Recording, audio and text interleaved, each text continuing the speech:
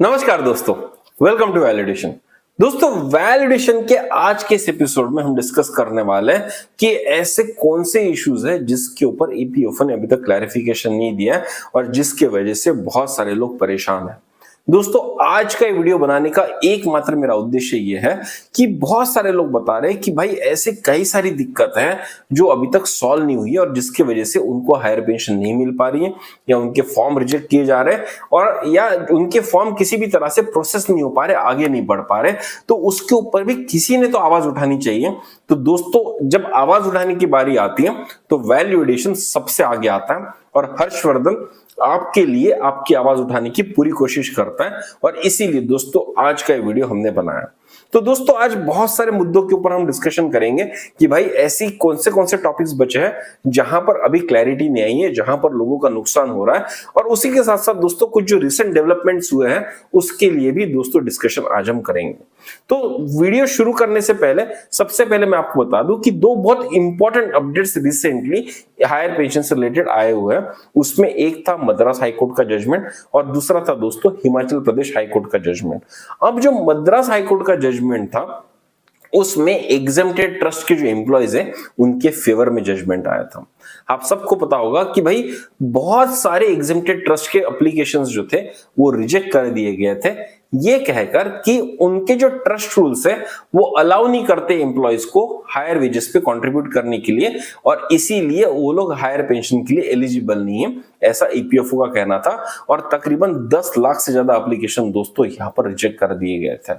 लेकिन जब मद्रास हाईकोर्ट में बीएचईएल के 86 एम्प्लॉयज ने एक पिटिशन दर्ज किया, उसका जो रिजल्ट आया दोस्तों वो एम्प्लॉयज के फेवर में आया और वहां पर मद्रास हाईकोर्ट ने यह बताया कि 18 जनवरी 2025 को जो एक सर्कुलर ईपीएफओ सेंट्रल ऑफिस ने या हेड ऑफिस ने जो इशू किया था जिसमें सारे रीजनल ऑफिसेस को डायरेक्शन दिया गया था कि अगर किसी भी एग्जेम्प्टेड ट्रस्ट के रूल्स अलाउ नहीं करते हायर वेजेस पे कंट्रीब्यूट करने के लिए तो ऐसे सारे फॉर्म्स कैंसिल कर देने चाहिए। इस सर्कुलर को मद्रास हाईकोर्ट ने साइड में कर दिया, इसको स्क्वैश कर दिया। अब ईपीएफओ आपसे ये नहीं कह सकता क्योंकि आपका ट्रस्ट एग्जेम्प्टेड है इसलिए और आपके ट्रस्ट रूल्स में ये कहीं पर भी प्रोविजन नहीं दिया गया है कि आप हायर पेंशन पे हायर वेजेस पे कंट्रीब्यूट कर सकते हैं, तो इस लॉजिक को यूज करके आपका फॉर्म रिजेक्ट नहीं किया जा सकता। ये एक दोस्तों बहुत ही बढ़िया गुड न्यूज यहां पर आई हुई है सितंबर 2025 के महीने में। तो दोस्तों, पहला जो जजमेंट आया वो आया मद्रास हाईकोर्ट का, जहां पर एग्जेम्प्टेड ट्रस्ट के रूल्स का जो बैकग्राउंड बनाकर ईपीएफओ फॉर्म रिजेक्ट कर रहा था उस बैकग्राउंड को खारिज कर दिया गया है। 18 जनवरी 2025 का जो सर्कुलर ईपीएफओ ने लॉन्च किया था उसको खारिज कर दिया गया है और अब पूरी उम्मीद बन गई है कि सारे एग्जेम्प्टेड ट्रस्ट के जो एम्प्लॉयज हैं उनको हायर पेंशन मिल सकती है। जो दोस्तों दूसरा अपडेट था वो ये था कि पेंशन जब कैलकुलेट की जाती थी तो पेंशन कैलकुलेशन के लिए प्रो राटा बेसिस का फॉर्मूला ईपीएफओ यूज कर रहा था जो कि बहुत गलत था, जिसके वजह से तकरीबन 20 से 25% आपकी पेंशन कम हो जा रही थी। तो दोस्तों इसके ऊपर भी हिमाचल प्रदेश हाईकोर्ट ने ऑब्जर्वेशन दिया है कि प्रो राटा बेसिस का फॉर्मूला लगाना कंप्लीटली अनजस्टिफाइबल है और जो भी पेंशन कैलकुलेशन होनी चाहिए वो लास्ट के 60 मंथ्स के बेसिक प्लस जीए का जो आपका सैलरी होता है, मतलब कि जो पेंशनेबल सैलरी होता है लास्ट के 60 मंथ्स का, उसके एवरेज के बेसिस पर ही आपकी पेंशन बननी चाहिए। और दोस्तों ये दोनों फैसले बहुत ही लैंडमार्क जजमेंट्स हैं और ये दोनों फैसले बहुत ही फायदेमंद है सारे एम्प्लॉयज के लिए जो हायर पेंशन की आशा लेकर बैठे थे या जिनकी हायर पेंशन शुरू हो चुकी है। तो मुझे ऐसा लगता है कि अगर प्रो राटा बेसिस का फॉर्मूला खारिज कर दिया जाएगा तो जिन लोगों की पेंशन ऑलरेडी शुरू हो गई है उसमें तकरीबन 20% का इजाफा होना चाहिए, 20% उनकी पेंशन इंक्रीज होनी चाहिए। उसी तरह से मद्रास हाईकोर्ट के जजमेंट की वजह से जिन जिन लोगों का फॉर्म एग्जेम्प्टेड ट्रस्ट बोल के रिजेक्ट कर दिया गया था उसको फिर से रिवाइव किया जा सकता है। तो दोस्तों ये थे दो अपडेट। अब चलिए शुरू करते हैं हम डिस्कशन उन टॉपिक्स के ऊपर जिनके ऊपर अभी भी डिस्कशन होना बाकी है, जिनके ऊपर अभी भी कोई फाइनल डिसीजन नहीं है, कोई क्लैरिटी नहीं आई। लेकिन दोस्तों आगे बढ़ने से पहले मेरी आप सबसे गुजारिश रहेगी कि आज तक अगर आपने वैल्यू एडिशन को सब्सक्राइब नहीं किया तो जरूर सब्सक्राइब कीजिए, क्योंकि वैल्यू एडिशन में हमारी कोशिश रहती है कि हम सीनियर सिटीजन्स की मदद के लिए जो भी कंटेंट बना सके वो बनाए ताकि उनकी जिंदगी में छोटा सा वैल्यू एडिशन हो। अब वो चाहे टॉपिक हायर पेंशन का हो, वो चाहे टॉपिक उनकी रिटायरमेंट प्लानिंग का हो, वो चाहे उनको थोड़ा सा फाइनेंस सिखाने का हो ताकि उनकी जिंदगी में ज्यादा उनको फायदा हो, वो ज्यादा अच्छे रिटर्न्स मार्केट से गेन कर सकें। हम आपको ये भी बताते हैं कि किस तरह से रिटायरमेंट के बाद आप रेगुलर इनकम जनरेट कर सकते हैं। हम आपको ये भी बताते हैं कि रिटायरमेंट के बाद अगर आप बढ़ती हुई इनकम चाहते हैं, मतलब कि हर साल आपकी इनकम बढ़ती रहे, तो वो आप किस तरह से प्लान कर सकते हैं। हम आपको एजुकेट करते हैं जो नए तरीके हैं म्यूचुअल फंड्स के हैं या बॉन्ड्स के हैं या जो गवर्नमेंट के बॉन्ड्स आते हैं, जो सिक्योरिटीज आती है गवर्नमेंट में, उनमें किस तरह से इन्वेस्ट किया जाए, गोल्ड में किस तरह से इन्वेस्ट किया जाए, इन सब के ऊपर। और हमारी कोशिश रहती है कि आपके जिंदगी में एक छोटा सा वैलिडेशन करें। तो दोस्तों, अगर आप इन सब वीडियोस का नोटिफिकेशन चाहते हैं, आप चाहते हैं कि जब भी हम कोई नया वीडियो लॉन्च करें आपको नोटिफिकेशन मिले, तो उसके लिए दोस्तों आपको इस चैनल को सब्सक्राइब करना होगा। और ये चैनल आपका चैनल है, आपके फायदे का चैनल है, आपके लिए बना हुआ चैनल है।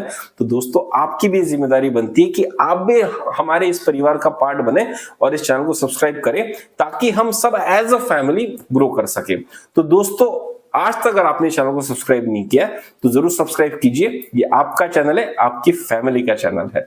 तो चलिए दोस्तों, आगे बढ़ते हैं और डिस्कशन करते हैं उन मुद्दों के ऊपर जो अभी भी हायर पेंशन के लिए पेंडिंग है, जिसकी वजह से बहुत सारे लोगों के फॉर्म्स रिजेक्ट हो रहे हैं और जिसके चलते हुए बहुत सारे लोगों में निराशा फैली हुई है और उसके लिए कोई भी आवाज नहीं उठा रहा, लेकिन वैल्यूएशन आपके लिए आवाज जरूर उठाएगा। तो एक एक करके दोस्तों इन मुद्दों को डिस्कस करते हैं।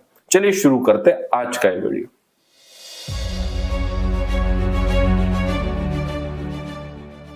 तो दोस्तों, जो सबसे पहला मुद्दा हम डिस्कस करने वाले हैं वो होगा क्लोज एस्टेब्लिशमेंट का मुद्दा।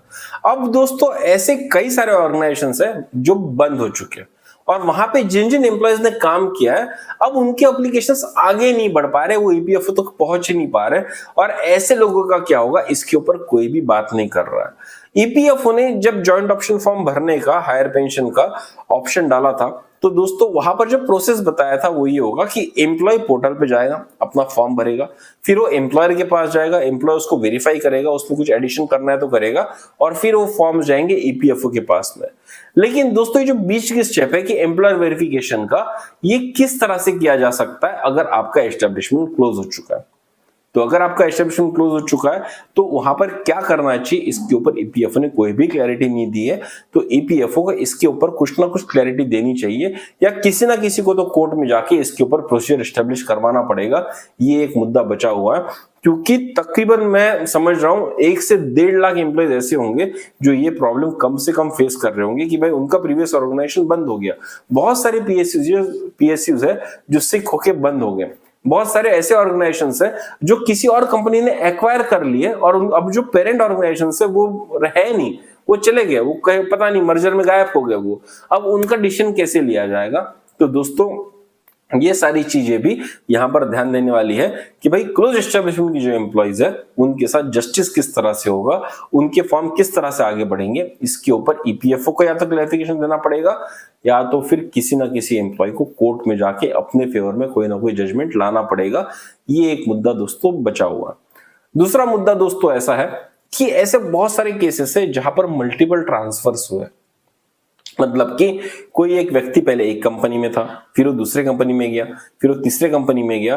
तो यहां पर बहुत सारी कंपनीज में जाने की वजह से उनके अकाउंट सही तरह से शिफ्टिंग नहीं हुए और उनके अकाउंट क्योंकि सही तरह से शिफ्टिंग नहीं हुए, ईपीएस के पास में पूरा डेटा नहीं है और जब वो डेटा नहीं है तो उनकी पेंशन दी कैसे जाएगी। और अगर कट करके अगर उनके पास डेटा है तो उनकी जो पेंशनेबल सर्विस है वो कम हो जाएगी और जिसकी वजह से उनकी पेंशन कम हो सकती है। तो मल्टीपल ट्रांसफर्स या मल्टीपल स्विचेस वाला जो केस है जहां पर लोगों ने कंपनियां स्विच की है या एक ही कंपनी में रह के अलग अलग डिवीजन में लोग गए और हर डिवीजन का अपना अलग अलग पीएफ ट्रस्ट था, तो ये जो इनकंसिस्टेंसी है जिससे ईपीएस में डायरेक्टली डेटा फ्लो नहीं हो रहा है, इसके ऊपर क्या करना चाहिए, इसको समझाते हुए ईपीएफओ को एक छोटा सा वीडियो इशू करना चाहिए या तो कोई सर्कुलर इशू करना चाहिए कि ऐसे जो लोग हैं जहां पर इनकंसिस्टेंसीज आ रही है, जहां पर फॉर्म्स एक एम्प्लॉयर से दूसरे एम्प्लॉयर तक नहीं जा पा रहा और इसके वजह से उनका फॉर्म रुक गया, उसके ऊपर क्या करना चाहिए, इसके लिए भी ईपीएफओ को क्लैरिटी देने की जरूरत है। अब दोस्तों, जो तीसरा मुद्दा है वो है एरियस से रिलेटेड। ऐसे बहुत सारे केसेस है जहां पर पीपीओ इशू कर दिए गए, मतलब कि एम्प्लॉयज का हायर पेंशन का एप्लीकेशन एक्सेप्ट हो चुका है, उनको डिमांड लेटर आया, डिमांड लेटर के पैसे उन्होंने ईपीएफ को दे दिए और पैसे देने के बाद उनके पीपीओज भी इशू हो चुके हैं। लेकिन पीपीओ इशू होने के 6 महीने बाद भी दोस्तों उनका एरियस उनको नहीं आया। अब ये मुद्दा क्यों इंपॉर्टेंट हो जाता है दोस्तों? जैसे कि आप सबको पता होगा, हायर पेंशन लेने के लिए पहले सीनियर सिटीजन को कुछ पैसा ईपीएफओ को वापस करना था और वो पैसा उनके पास इमीडिएटली नहीं होगा। हो सकता है उन्होंने अपनी एफडीज ब्रेक की हो सकता है उन्होंने अपनी सेविंग्स को ब्रेक किया हो सकता है कुछ लोगों ने इंटरेस्ट पे पैसा लिया हो, मार्केट से ब्याज पे पैसा लिया हो और वो उस ब्याज को भर रहे होंगे, उस पैसे को भर रहे होंगे और बड़े दिक्कत में होंगे। अब उनकी आशा ये थी कि अगर हम ये पैसा वापस दे देंगे, हमारी हायर पेंशन शुरू हो जाएगी, हमको बहुत सारा एरियस आ जाएगा और वो एरियस से मैक्सिमम कर्जा हम चुका देंगे और फिर बचे हुए पैसे पेंशन के पैसे से हम दे देंगे और इससे हमको फायदा हो जाएगा और मुद्दा भी सॉल्व हो जाएगा। लेकिन क्या हुआ है कि पीपीओ तो इशू हो चुके हैं, लेकिन 6-7 महीने हो गए, अभी तक लोगों के एरियस नहीं हुए और एरियस के ऊपर ईपीएफओ इंटरेस्ट नहीं देने वाला, ये ईपीएफओ ने बहुत क्लियर कर दिया है। ये भी एक और मुद्दा है जिसके ऊपर एक्चुअली कोर्ट में जाने की जरूरत है कि भाई एरियस के ऊपर इंटरेस्ट क्यों नहीं दोगे, क्योंकि जब आप पैसा हमसे रिफंड लेते हो तो बिल्कुल जिस दिन तक पैसा लिया गया उस दिन तक का इंटरेस्ट आप हमको चार्ज करते हो, लेकिन जब आप हमको एरियस दे रहे हो इतने साल बाद, उसके ऊपर इंटरेस्ट नहीं दोगे, इसका कोई लॉजिक नहीं है। ये भी स्टैंड जो है दोस्तों कोर्ट में स्टैंड नहीं करेगा, इसके लिए भी किसी ना किसी को कोर्ट में जरूर जाना पड़ेगा और मुझे पूरा विश्वास है कोई ना कोई कोर्ट में जरूर गया होगा और जल्दी हमारे ऊपर इसका कोई ना कोई जजमेंट आएगा जरूर। लेकिन इंटरेस्ट की बात तो छोड़िए कि इंटरेस्ट आप देंगे नहीं देंगे, वो तो कोर्ट डिसाइड करेगा फ्यूचर में। लेकिन भाई ह्यूमैनिटेरियन बेसिस पे जिन लोगों ने कर्जा लेकर अपना रिफंड का पैसा भरा है, अपने सेविंग्स डिपॉजिट तोड़कर पैसा भरा हुआ है, उनका अगर पीपीओ इशू नहीं हुआ है तो उनको पीपीओ इशू कीजिए और उनका एरियस भी जल्दी से जल्दी दीजिए। क्योंकि जब आपने पीपीओ इशू कर दिया मतलब आपके कैलकुलेशंस पूरे हो चुके हैं, आपको पता है कितना एरियस देना है, तो फिर दे क्यों नहीं रहे? अगर आप नहीं दे रहे तो भाई ये तो मालाफाइड इंटेंशन हो गया ना आपका, ये तो आपका इंटेंशन सही नहीं ऐसा माना जाएगा। तो भाई उन लोगों का एरियस जल्दी से जल्दी इशू कर दिया जाए ताकि उनको भी फायदा हो और जो एक आशा सुप्रीम कोर्ट के जजमेंट से आई थी वो निराशा में कन्वर्ट ना हो, किसी भी तरह की दिक्कत ना हो। एक वेलफेयर स्टेट भारत है, ये लोगों के दिल में भावना बनी रहे, इसके लिए ईपीएफओ को अग्रणी होकर एरियस लोगों का इशू करना चाहिए, ऐसी मेरी गुजारिश है इस वीडियो से। अगर ये वीडियो ईपीएफओ ऑफिसर्स तक पहुंचता है तो कृपया करके मेरी इस रिक्वेस्ट को मान्य कीजिए, सीनियर सिटीजन्स का एरियस जल्दी से जल्दी रिलीज कीजिए ताकि उनकी जिंदगी में एक छोटा सा वैलिडेशन हो सके। अब दोस्तों जो दूसरा मुद्दा यहाँ पर बनता है वो बनता है एरियस का और रिफंड अमाउंट का एडजस्टमेंट का। जब भी ये मुद्दा उठा है कि भाई समझ लीजिए किसी व्यक्ति को 20 लाख रुपए ईपीएफओ को वापस देने हैं टू गेट हायर पेंशन, लेकिन उसका जो एरियस आना है वो एरियस ही आना है 24 लाख रुपए, क्योंकि वो बहुत पहले रिटायर हो चुका था, बहुत पहले ईपीएस से एग्जिट हो चुका था। तो भाई ऐसे केस में उससे पैसा वापस लेते ही क्यों हो? ऐसे केस में उसको एक डमी डिमांड लेटर दो, वो अपना एक डमी कंसेंट देगा और डमी कंसेंट देने के बाद में एडजस्टमेंट कर लो, है ना। 24 लाख रुपए उसको मिलने वाले हैं, उसमें से 20 लाख रुपए आप कट कर लो, 4 लाख रुपए उसको दे दो और हो जाएगा। तो ये डिमांड बहुत पहले से आ रही है, लेकिन ईपीएफओ का कहना है कि इसमें टैक्स कॉम्प्लिकेशंस है, इसके टैक्स इंप्लीकेशंस है। तो भाई टीडीएस तो आप वैसे भी एरियस के ऊपर कट कर ही रहे हो, चाहे लोगों को टीडीएस अप्लीकेबल हो चाहे ना हो, ईपीएफओ उसको कट कर रहा है और बाद में लोगों को बोल रहा है कि आप जाओ और अपने सीए से कैलकुलेशन करवाओ कि आपको कितना टैक्स बनता है, वापस लेना है तो सरकार से लो, हमको मत बताओ। तो भाई जब आप टीडीएस कैलकुलेट कर ही रहे हो तो उतना ही टीडीएस कट करके इनका दे दो और टैक्स इंप्लीकेशंस के लिए जो भी लेटर आपको देना है, जो भी डॉक्यूमेंटेशन देना है, जो भी प्रूफ देना है वो इनको दे दो, खत्म हो गया। उसमें ऐसी कौन सी बात है? टैक्स इंप्लीकेशंस के लिए ये कौन सा टॉर्चर लोगों को दिया जा रहा है कि भाई आप पहले अपनी सारी सेविंग्स को डिसॉल्व करो, उसको तोड़ के पहले मुझे 20-25 लाख रुपए दो, फिर मैं आपको 30 लाख का एरियस दूंगा। मतलब पहले आप मुझे पैसे दो, फिर उसी में से मैं आपको एरियस दूंगा, वापस दूंगा। जबरदस्ती के 2-3 ट्रांजैक्शंस होंगे, उसमें 5-6 महीने का पीरियड वेस्ट हो जाएगा और कुछ लोगों का एरियस फंस जाएगा, उनको 6-6 महीने तक एरियस नहीं आएगा और सब लोग परेशान होते रहेंगे। जब बहुत इजी तरह से एडजस्टमेंट किया जा सकता है, टैक्स इंप्लीकेशंस को भी बहुत इजी तरीके से हैंडल किया जा सकता है। मैं तो इनफैक्ट कहता हूं कि आप 30% सबका टैक्स कट कर लो, जो भी एरिया बनता है उसके ऊपर मैक्सिमम टैक्स आप कट कर लो। लोग जाएंगे अपने सीए के पास में और उसके गवर्नमेंट ऑफ इंडिया से टैक्स वापस लेंगे। ये आपका कंसर्न नहीं होना चाहिए कि टैक्स इंप्लीकेशंस है, आप मैक्सिमम टैक्स कट करके गवर्नमेंट को दे दो, लोग अपना सेटलमेंट करेंगे, लेकिन एरियाज को रिफंड अमाउंट के साथ में एडजस्ट कर दो। तो उससे बहुत ज्यादा वेलफेयर हो सकता है, उससे बहुत ज्यादा सुविधा हो सकती है सीनियर सिटीजन्स को। और अगर आप सच में एक वेलफेयर ऑर्गेनाइजेशन है तो आपको ये करना चाहिए, ईपीएफओ को ये करना चाहिए, और इसके ऊपर किसी ना किसी ने तो प्रोएक्टिवली एक्शन लेना चाहिए। ऐसी मेरी ईपीएफओ से गुजारिश है और मैं उम्मीद करता हूं ईपीएफओ इसके ऊपर ध्यान जरूर दे। दोस्तों, एक और बहुत महत्वपूर्ण मुद्दा है कि ऐसे बहुत केसेस है जहां पर एम्प्लॉयज ने फॉर्म भरा, एम्प्लॉयर ने उसको वेरीफाई किया, वो ईपीएफओ में गया और ईपीएफओ ने कुछ क्वेरी पूछी और वो क्वेरी आके अटक गई एम्प्लॉयर के पास और एम्प्लॉयर उसको भूल गया। अब एम्प्लॉय बार बार जाके एम्प्लॉयर को बता रहा है कि भाई मेरे फॉर्म में कोई क्वेरी आई हुई है, आपको आंसर करनी है, आप आंसर कीजिए, आप आंसर कीजिए, लेकिन एम्प्लॉयर के लिए अभी वो टॉप प्रेफरेंस नहीं है। लॉजिकली जो लोग रिटायर हो चुके हैं उनके लिए क्यों प्रेफरेंस दिया जाएगा, जो लोग एक्टिव सर्विस में उनको प्रेफरेंस दिया जाएगा, उनका कुछ इश्यू तो सॉल्व किया जाएगा। ऐसा हो रहा है और क्योंकि उनको प्रेफरेंस नहीं मिल रहा, उनके फॉर्म वहीं पर अटक गए और हो सकता है कुछ दिन बाद ईपीएफओ उन सब केसेस को क्लोज कर दे कि भाई इसके ऊपर कुछ भी एक्शन नहीं हो रहा है, ये डेड हो चुके हैं केसेस। ऐसा सामने ईपीएफओ चांस ले सकता है डेफिनेटली। तो दोस्तों, यहां पर एम्प्लॉय की क्या गलती है? यहां पर एम्प्लॉय की कोई भी गलती नहीं है, क्योंकि क्वेरी एम्प्लॉयर को पूछी थी ईपीएफओ ने, तो ईपीएफओ का ये फर्ज बनता है कि वो एम्प्लॉयर से इसका क्वेरी का रिप्लाई मंगाए। और ईपीएफओ उस पोजीशन में है जहां पर वो कमांड कर सकता है इन ऑर्गेनाइजेशंस को कि भाई आप मॉरली बाउंड है, आप लीगली बाउंड है, आप आंसर दीजिए इन सारी क्वेरीज का, ताकि लोगों के फॉर्म्स के ऊपर कुछ तो डिसीजन लिया जाए। हम भले रिजेक्ट कर देंगे, लेकिन आप तो क्वेरी का रिप्लाई कीजिए। तो दोस्तों, अगर एम्प्लॉयर क्वेरी का रिप्लाई नहीं दे रहा है तो ईपीएफओ का यह फर्ज बनता है कि भाई अपनी पावर को यूज करके एम्प्लॉयर से उन क्वेरीज के रिप्लाईज को हासिल करे और उसके ऊपर कुछ तो डिसीजन ले, यस और नो, जो भी डिसीजन लेना है ले, लेकिन डिसीजन ले। क्योंकि एम्प्लॉय एक बहुत छोटा व्यक्ति है और ऑर्गेनाइजेशन बहुत बड़ी बड़ी है, और वहां पर जिस तरह की ब्यूरोक्रेसी चलती है वहां पर एम्प्लॉय की आवाज सुनना जाना बहुत मुश्किल है। लेकिन अगर 100 एम्प्लॉयज के फॉर्म एक एम्प्लॉयर के पास में पड़े हुए हैं और ईपीएफओ अगर एक छोटा सा लेटर इश्यू कर देता है तो उस लेटर का बहुत भारी इंपैक्ट पड़ता है। ये जो 100 लोग जिनके एप्लीकेशन बचे हुए हैं, इनकी जिंदगी में बहुत वैल्यूएशन होता है। तो मेरी ईपीएफओ से गुजारिश है कि इसके ऊपर भी अपने पावर को यूज करके एम्प्लॉयर से रिप्लाईज लाए और लोगों के फॉर्म को प्रोसेस करे, उसको अंत तक पहुंचाए। यस नो, आपको जो भी करना है, रिजेक्ट करना है, एक्सेप्ट करना है, जो भी करना है करे, पर उसको अंत तक जरूर पहुंचाए, उसको हवा में मत लटकाइए। क्योंकि justice delayed is justice denied. Already 2.5 साल हो चुके हैं जब से सुप्रीम कोर्ट का जजमेंट आया है, इनफैक्ट 3 साल होते आ रहे हैं, लेकिन अभी तक अगर ये मुद्दा एंड पे नहीं पहुंचा हुआ है, अंत तक नहीं पहुंचा हुआ है, तो ये एक हेल्दी डेमोक्रेसी का या एक ग्रोइंग इकोनॉमी का साइन नहीं हो सकता। यहाँ पर ईपीएफओ ऑफिशियल्स जो one of the smartest officials है, in fact many of them are IAS officials, तो ऐसे लोगों को जल्दी से जल्दी प्रोएक्टिव अप्रोच लेके वेलफेयर के लिए, लोगों के लिए काम करना चाहिए और जो भी बेस्ट पॉसिबल स्टेप्स है वो आपको लेनी चाहिए। मैं ये नहीं कह रहा कि ईपीएफओ ऑफिशियल्स काम नहीं कर रहे, मैं ये कह रहा हूं कि अगर आपके नजर में कोई मुद्दे नहीं है तो इस वीडियो के थ्रू मैं आपको मुद्दे दे रहा हूं, आप उसके ऊपर काम कर सकते हैं और लोगों का वेलफेयर कर सकते हैं, तो जरूर कीजिए।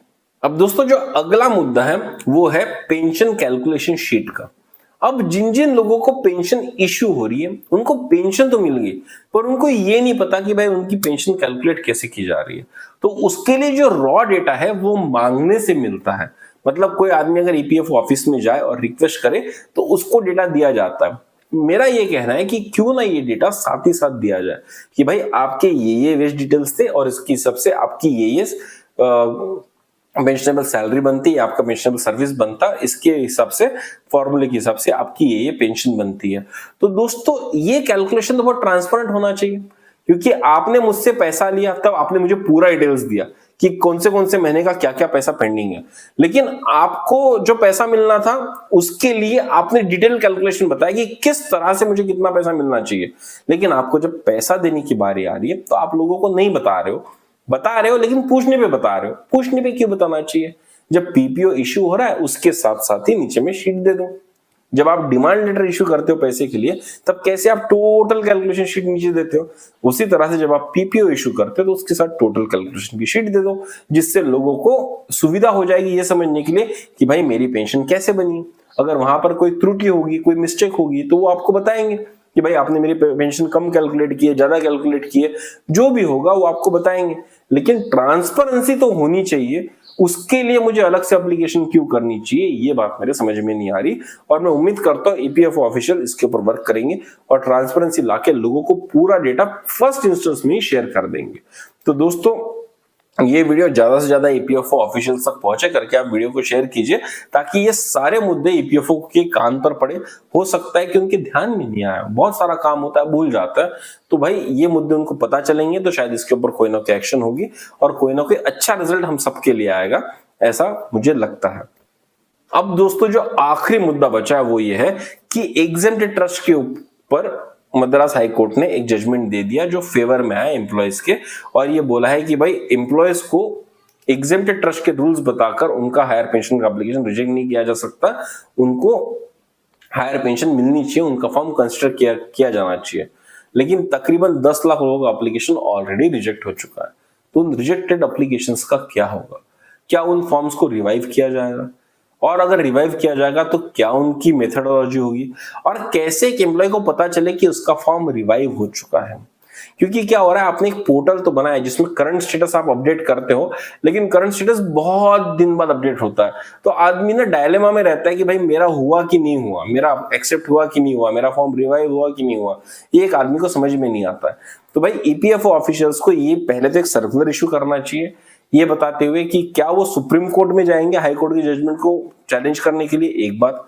और अगर वो हाई कोर्ट की जजमेंट को चैलेंज करने वाले, तो भाई तब तक क्या एक्शन लिया जाएगा? तब तक हाई कोर्ट का ऑर्डर स्टे पर रहेगा या उसके ऊपर कुछ एक्शन लिया जाएगा, ये चीजों को बतानी चाहिए। और अगर वो हाई कोर्ट का जजमेंट मान लेते हैं और उसके ऊपर एक्शन लेना चाहते हैं, तो भाई वो अगली स्टेप क्या होगी कि जहां पर फॉर्म्स रिवाइव होंगे तो कैसे होंगे, और होंगे तो लोगों को कैसे पता चलेगा कि उनका फॉर्म रिवाइव हुआ है? इसके ऊपर अगर ईपीएफओ एक छोटा सा क्लैरिफिकेशन दे दे तो बहुत जनता को फायदा हो सकता है। तो दोस्तों, आज के इस वीडियो में मैंने बहुत सारे मुद्दे उठाए जो अभी तक अनआंसर्ड है और जिसके ऊपर आंसर मिलना बहुत जरूरी है, तभी शायद लोगों का फायदा हो सकता है। तो दोस्तों, आपको मेरी ये कोशिश जहां पर मैं लोगों की आवाज बनकर उनके मुद्दे उठा रहा हूं, ताकि ये आवाज ईपीएफओ ऑफिशियल्स तक पहुंचे और उनको भी पता चले कि ऐसे ऐसे मुद्दे पेंडिंग है, इसके ऊपर शायद एक्शन लेने की जरूरत है। अगर आपको ये वीडियो पसंद आया, अगर आपको मेरे विचार पसंद आए, अगर आपको मेरी कोशिश पसंद आई है, तो जरूर सब्सक्राइब कीजिए हमारे इस चैनल को, ताकि आपकी जिंदगी में भी एक छोटा सा वैल्यूडेशन हो सके। दोस्तों, आप मुझको कमेंट कर भी बता सकते हैं कि आपको इस वीडियो में क्या पसंद आया, या मैंने कोई ऐसा मुद्दा छोड़ दिया जो मुझे उठाना चाहिए था। तो दोस्तों, अगर आप बताएंगे तो अगले वीडियो में मेरी कोशिश रहेगी कि उसको मैं इनकॉर्पोरेट कर लूं। इसके अलावा दोस्तों, अगर आप कोई ऐसे टॉपिक पर जो हायर पेंशन से हटके भी हो सकता है, अगर आप कुछ सुनना चाहते हैं, व्यू चाहते हैं, तो वो भी आप लिखिए, उसके ऊपर भी दोस्तों मैं वीडियो बनाने की पूरी कोशिश करूंगा।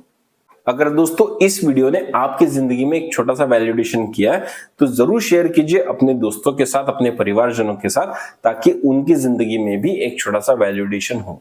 दोस्तों, बहुत लोग परेशान हैं और जब कोई आपके लिए आवाज उठा रहा है तो आपका एक कर्तव्य बनता है कि वो आप आवाज ज्यादा से ज्यादा लोगों तक पहुंचाए, ताकि कभी तो ये वीडियो किसी ईपीएफओ ऑफिशियल के पास पहुंचेगा और कभी तो किसी के दिल में दया का भाव आएगा, उसको समझ में आएगा कि लोग कितनी पीड़ा में है, लोग कितनी तकलीफ में है, और उसके ऊपर कोई ना कोई एक्शन वो लेंगे जो एक वेलफेयर मेजर होगा।